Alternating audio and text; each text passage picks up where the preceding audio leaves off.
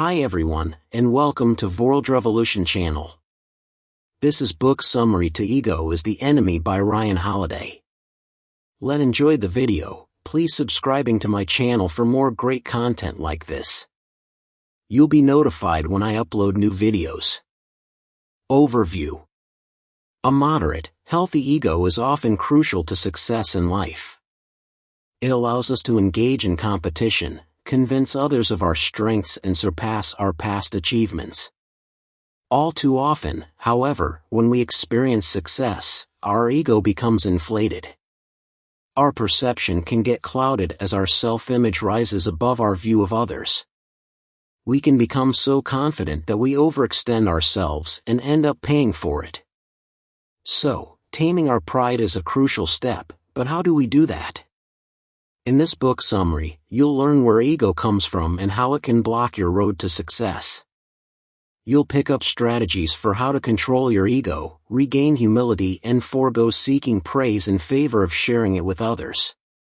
In this summary of Ego is the Enemy by Ryan Holiday, you'll also find out why U.S. President Ulysses S. Grant was a great egoist, how Metallica guitarist Kirk Hammett kept his ego in check, and why the New England Patriots didn't congratulate themselves for finding one of the best quarterbacks of all time. Key takeaways. Ego seems necessary for success, but vesting in self-importance impedes your career. Being great is different from doing great things. Engaging in building a personal brand confuses accomplishing something with talking about it. Cultivate restraint to manage your feelings of pride or anger. Clear the path for others, and you'll help determine the path they take. Ego undermines the connection and engagement with others that both allow success to grow. Goal visualization helps at the beginning of a project, but it can produce a misleading impression of progress. Maintain a student mindset to keep your ego in check by acknowledging that you always have more to learn. Ego is the disease of me, this world is far greater than you. Abandon ego's attachment to success and commit to a path of constant improvement. What is ego?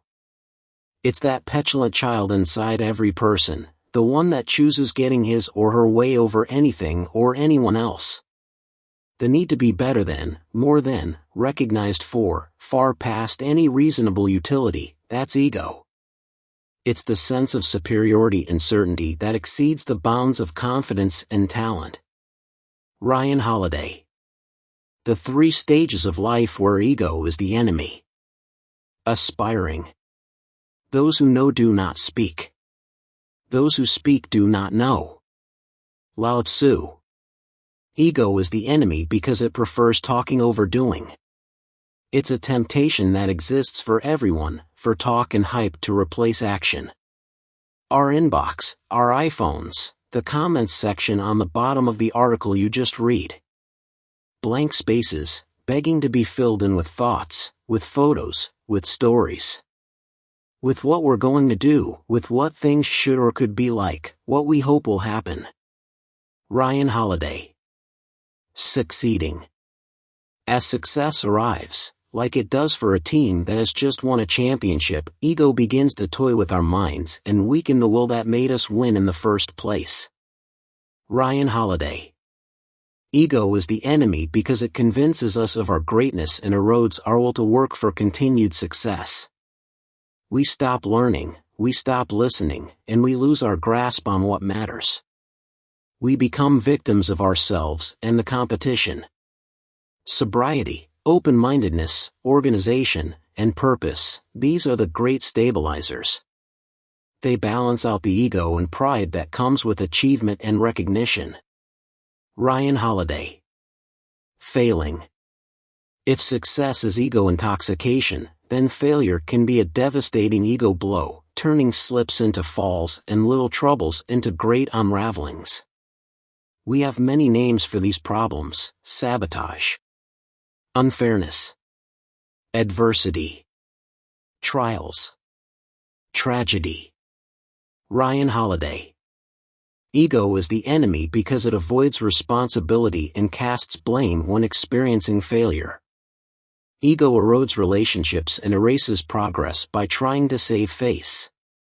The way to rise again, requires a reorientation and increased self-awareness. We don't need pity, our own or anyone else's, we need purpose, poise, and patience. Ryan Holiday. How to prevent ego from ruining your life. Find a plus. Who is better than me? When you achieve noteworthy success, you need a dose of humility. Find people who have achieved greater success. Remind yourself of the ultimate goal in life, your greater purpose. Reflect on the immensity of the world around you, remember how small you are.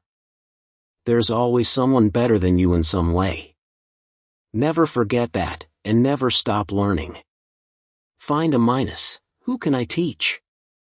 When you encounter failure, the ego wants to have a pity party and seek revenge, both of which slow your progress. Instead, identify how you can use the failure to teach others. Capture the lesson in a book or journal that you'll share with your kids one day. Conduct a lessons learned team meeting, and share 3 things you could have done differently. Write a blog post of your failure and share it on social media or online forum. When you force yourself to teach others about your failure, you're forced to adopt an objective view of failure. Find an equal. Who do I want to be like? When you aspire to do great things, you need to avoid being caught up in what everyone else does. Only be concerned with what a few people you respect and aspire to be like think. Find someone who challenges and inspires you.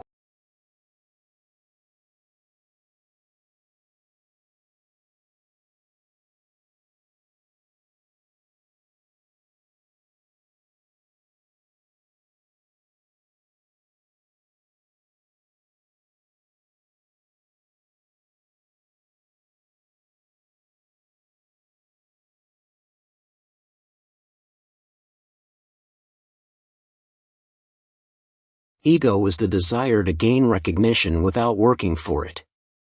As the saying goes, actions speak louder than words. But if that's true, why do we love to feel popular or get praise from others, even for things we haven't done? We've got our ego to thank for that. Ego is the desire to get fame and recognition without doing the good deeds that are required for us to deserve it. While recognition may result from being successful, many people try to become famous before they achieve success. Consider the story of former U.S. President Ulysses S. Grant, once a well-known general in the U.S. Army. After the American Civil War, he ran for president and won. But while Grant may have been popular in the Army, he didn't have much experience in the political sphere. His desire to win the highest political office despite his lack of experience makes Grant the perfect example of an egoist. Unlike ego, ambition is based on a solid foundation of real achievements.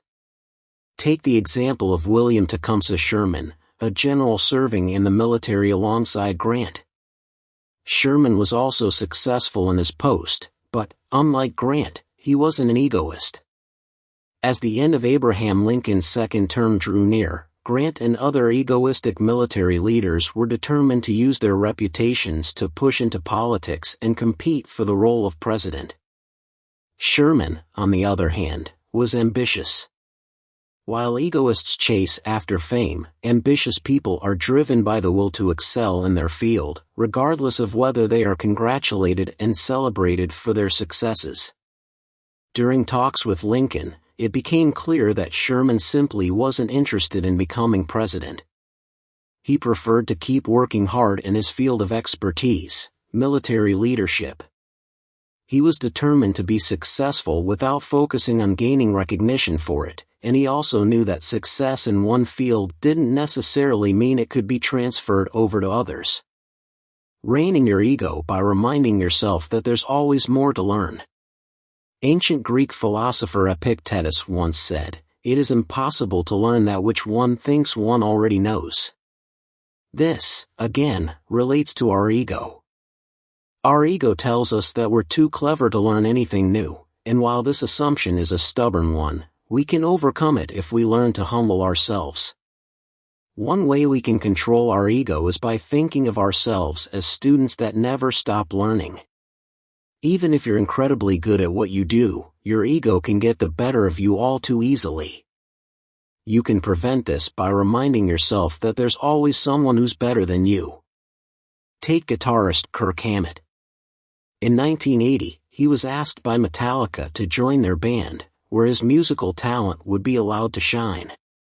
But Hammett knew that even though he'd just become a member of one of the most famous rock bands of all time, he wasn't done learning. Hammett became a student of world-renowned guitar virtuoso Joe Satriani and, in doing so, was able to take his guitar skills to a whole new level.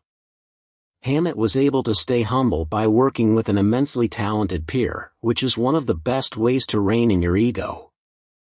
If you want to remind yourself that you've always got more to learn, you can find yourself a highly skilled mentor. But working with someone more talented isn't the only way to stay grounded. You can also become a teacher.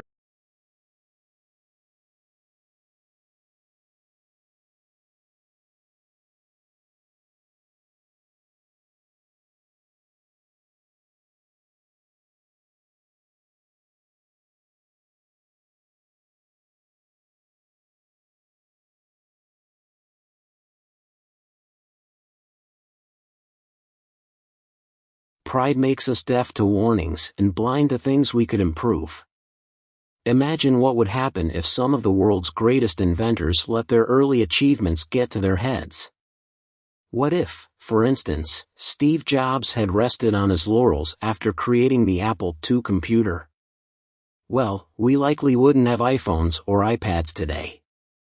So why is it that we tend to sit back and relax after achieving success?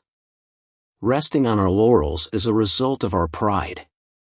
Pride and ego aren't the same thing, but they definitely go hand in hand. Pride helps us justify our ego, making us feel like a single success is a sign of how special we are. We're too busy patting ourselves on the back to see that there's room for improvement, or that we could achieve even greater things. Pride doesn't just stop us from continuing to learn and achieve, it also makes us overly sensitive to criticism and deaf to warnings. Proud people are very prone to becoming defensive, or even aggressive, if someone tells them they aren't as special as they think they are, because their ego rests on this falsehood. Rather than face the fact that we're not the best in the world at what we do, many of us are more willing to fight anything that hurts our pride and ego. Even Benjamin Franklin got caught up in his own pride at one point. While visiting his hometown of Boston, one of the town's most respected figures, Cotton Mather, called out to him, shouting, "Stoop! Stoop!" Franklin seemed to think he was above this gesture and ignored him, which was a foolish move. He walked straight into a low door frame, knocking his head painfully. If we want to see past the book summaries of pride, we should consider, in every situation, how someone more humble would perceive things. Keep your ego in check by learning to delegate tasks and trust your team. Do you have trouble trusting teammates or coworkers? Ever feel like you can't give them tasks to do because they just wouldn't do as good a job as you? These are some serious signs that your ego needs reining in. Try placing trust in other people's work. You and your team will benefit from it. As you move up your career ladder and take on more of a managerial role, conflicts with your ego may emerge. You might have been used to gaining recognition for your work, while your new role might be to oversee the work of others. Many of us tend to hoard tasks we should really be delegating. Why? Because our ego tells us that we're the only ones who can do them right. By practicing delegation, you'll force yourself to trust and respect the work of others. You'll learn that other people's time might actually be put to better use on the tasks that you used to do, and you'll also see how useful your time can be when dedicated to new things. If that's not enough to convince you, keep in mind that the costs of refusing to delegate can be pretty hefty. In fact, they can be enough to devastate any business. Take the story of car manufacturer John DeLorean. He left his job at General Motors to start his own company because he believed he had a better understanding of the car manufacturing business than his bosses at GM. The problem was, he had no substance or expertise to back up his assumption, and this soon became painfully clear. In his new company, he eschewed the stable top-down responsibility structures that made GM thrive. Instead, DeLorean, and his ego, had to have a say in every single decision, a dictatorial style of management that was unsustainable, to say the least. DeLorean's endeavor eventually failed, ending in bankruptcy. We owe much of our success to others, and shouldn't hog the praise for ourselves. No person is an island. So why do we love to think of our victories as ours alone? Whether we achieve success after tackling adversity or just through hard work, it's far too easy to let accomplishments go to our heads and let ourselves believe they were all our own doing. Take basketball players Shaquille O'Neal and Kobe Bryant. Both were world-class players with the LA Lakers, and won 3 consecutive championships with the Lakers in 2000, 2001, and 2002. They were a fantastic duo, but, unfortunately, they both let their individual success get to their heads. O'Neal often complained about Bryant's shortcomings to the media, and Bryant refused to sign with the Lakers again until they traded O'Neal to another team. What would you do in the same position? If you are suddenly asked for an interview by a magazine or gain hordes of followers on social media, it might be easy to think that you're better than the peers who helped you along the way. Rather than selfishly seeking out praise for yourself, why not share the accolades with others? Usually, they'll do the same for you in return.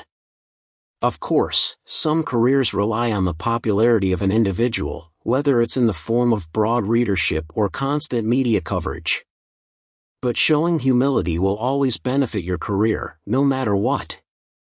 From the accountants who gave you the numbers for that winning presentation to the designer who made those striking infographics, thanking those who help you along the way will strengthen your own position.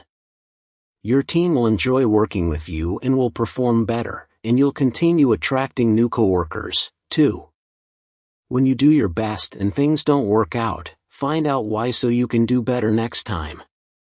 If one of your great ideas gets rejected or you don't get the job you applied for, it's natural to feel frustrated. After all, our egos tell us that we're entitled to receive rewards, but the world doesn't always work in accordance with our plans. Sometimes, we don't get a promotion or close a sure deal, even though we did our best. So how do we confront this? Rather than feeling disappointed, we can start by acknowledging the work we've done and recognize that we can't always control the outcome of that work, or people's opinions of us.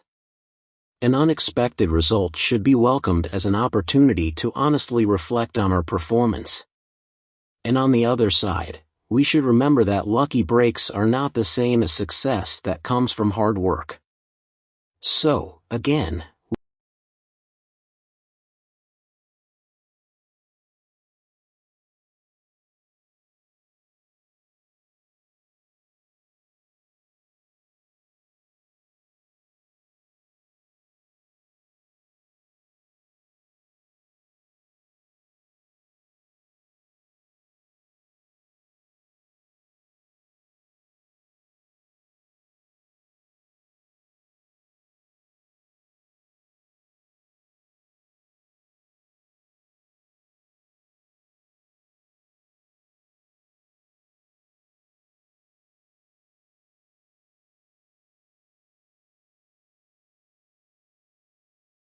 summary.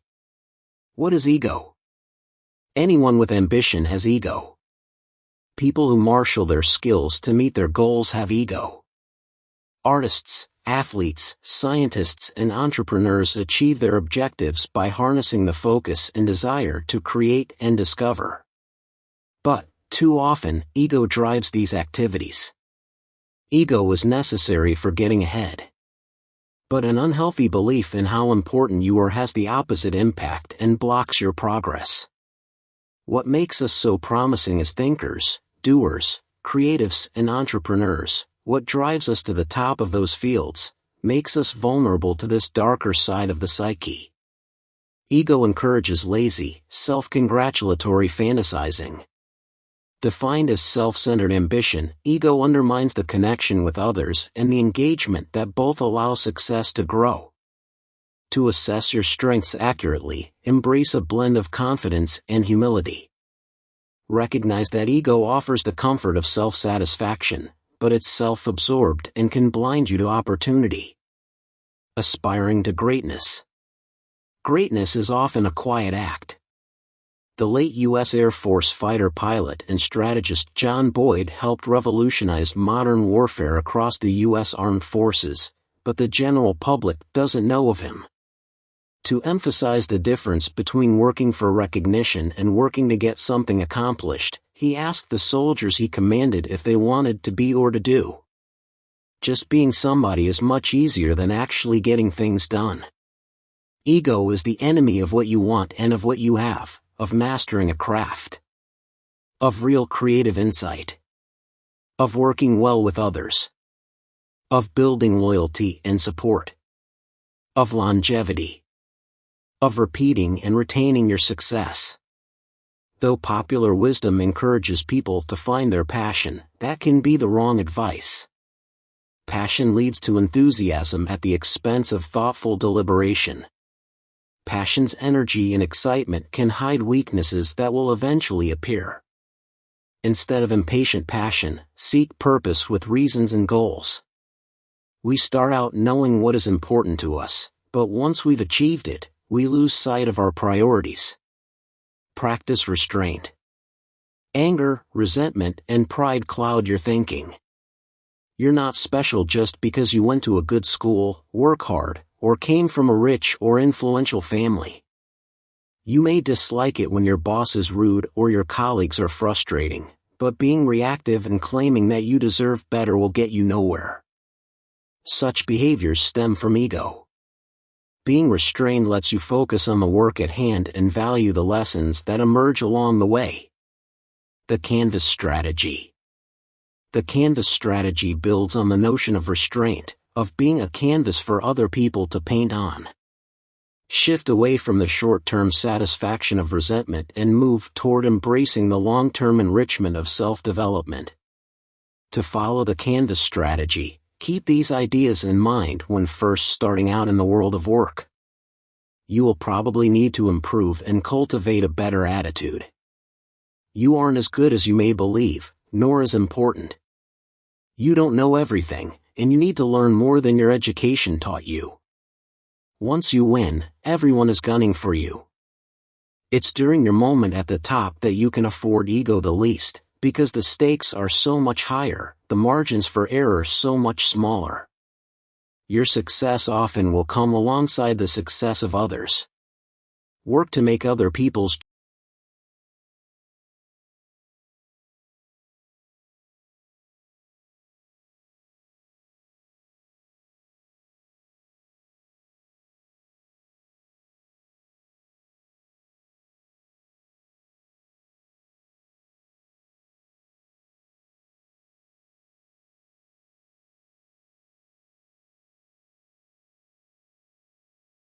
problems with narratives.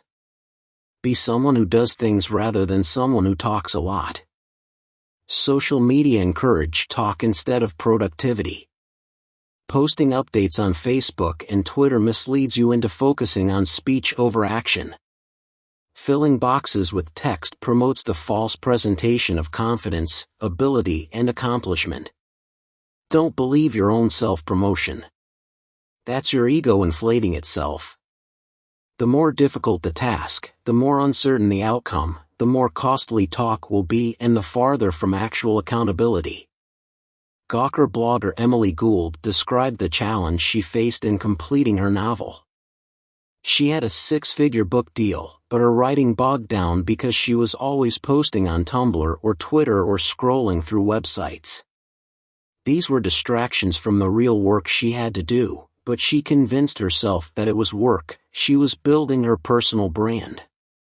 In the relentless pursuit of building, curating, or refining a personal brand, people lose sight of the difference between actual accomplishments and fictional advertisements of themselves.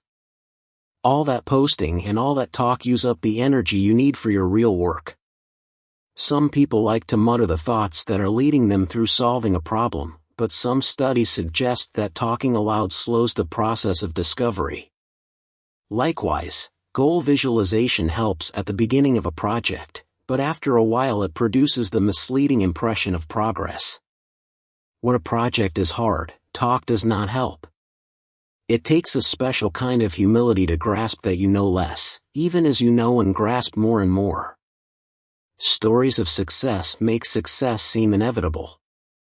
Looking back at your own story is dangerous because you can reject all the pieces that don't fit the narrative you want to tell. Such a narrative can offer false clarity and distract you from remembering the work that enabled you to attain your goals. Narratives of success mislead by suggesting they are conclusive, that the story ends after success.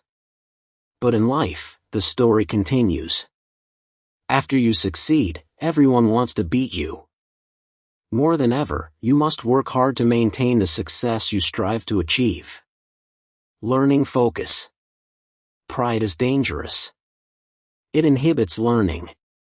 Instead, maintain a student mindset to keep your ego in check by acknowledging that you always have more to learn. Success doesn't make you a master. Frank Shamrock, a mixed martial arts world champion, teaches that everyone needs a plus, a minus and an equal. Learn from someone who has more skill than you, someone who acts as a teacher. Gain from teaching someone who knows less than you, because being a professional requires understanding your task well enough to describe it to others. Working with someone at your level helps you cultivate finesse and dexterity. Ego needs honors to be validated. Confidence is able to wait and focus on the task at hand regardless of external recognition. Maintaining a student mindset is easier in the beginning of your career. Success brings the temptation to overestimate your knowledge. John Wheeler, a physicist who helped develop the hydrogen bomb, said, "As our island of knowledge grows, so does the shore of our ignorance." The more you know, the more you realize you need to learn. The need to be better than, more than, recognized for, far past any reasonable utility, that's ego. Jazz great Wynton Marsalis once told an aspiring musician to be humble, explaining that humility is evident in those who don't believe they already know everything. As you learn, discover the processes that enable you to learn most effectively. Repeat those procedures to ensure your continuous education. A smart man or woman must regularly remind themselves of the limits of their power and reach. The theory of disruption proposes that every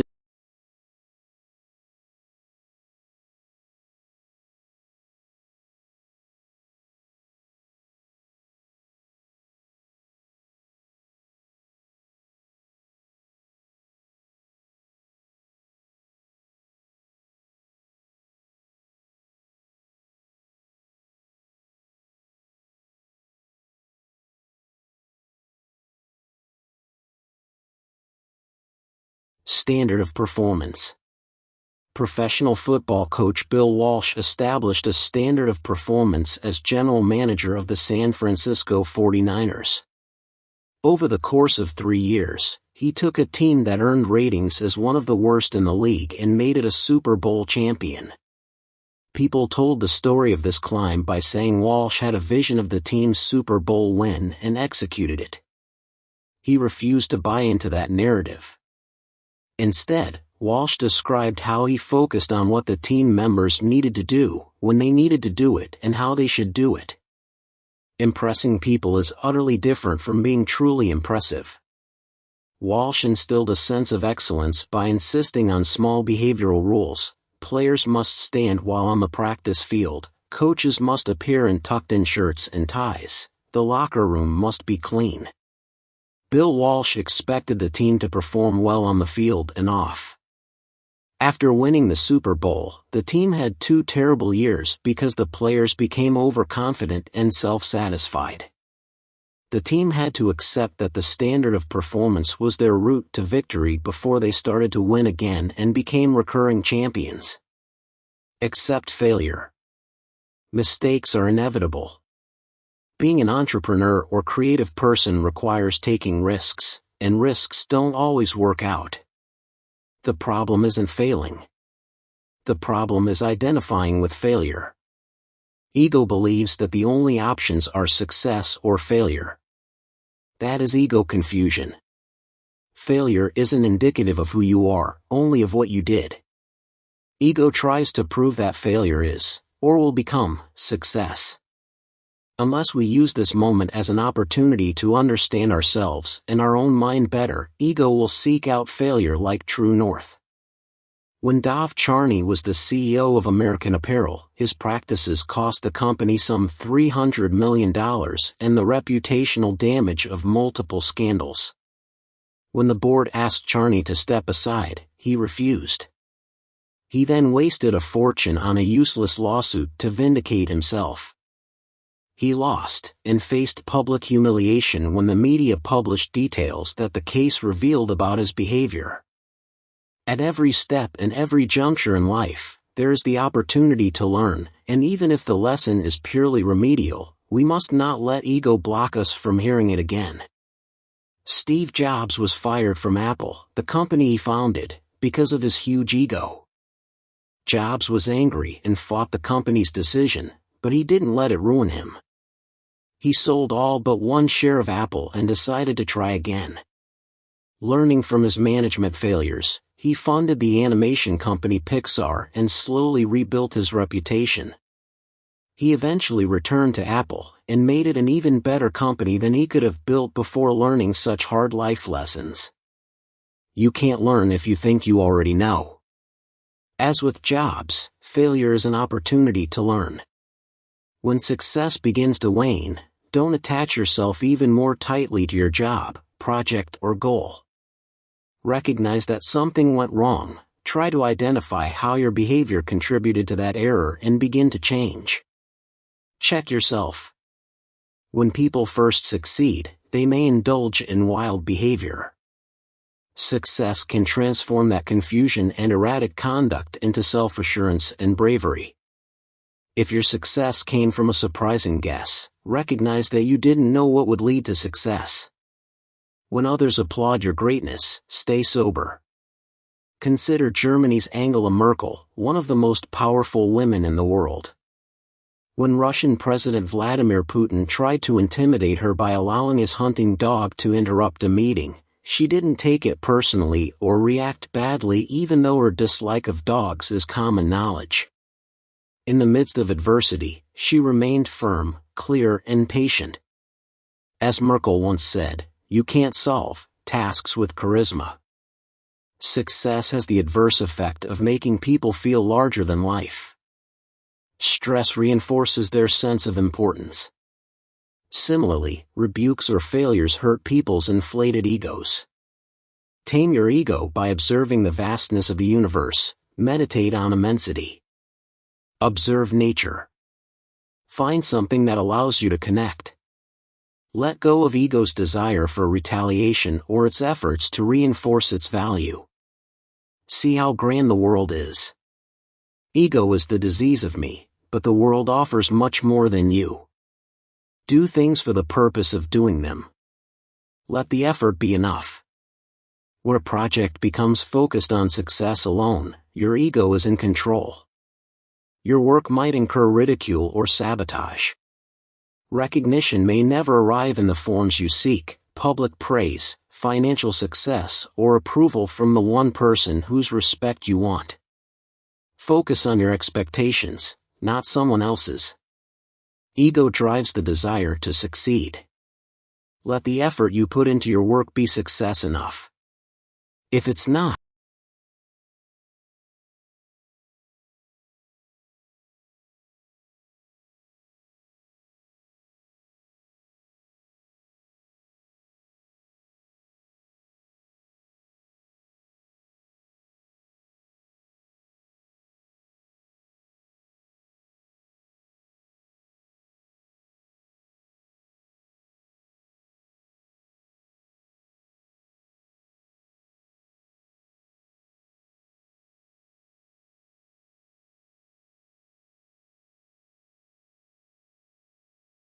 Conclusion. An ego is not something a person develops on purpose. It is a part of everyone's personality that develops naturally, especially in conjunction with success. An unchecked ego can end up being detrimental to your success, and you should take careful steps to ensure that it doesn't get out of control. Thank you for watching. Please subscribe, like and share. See you in next videos.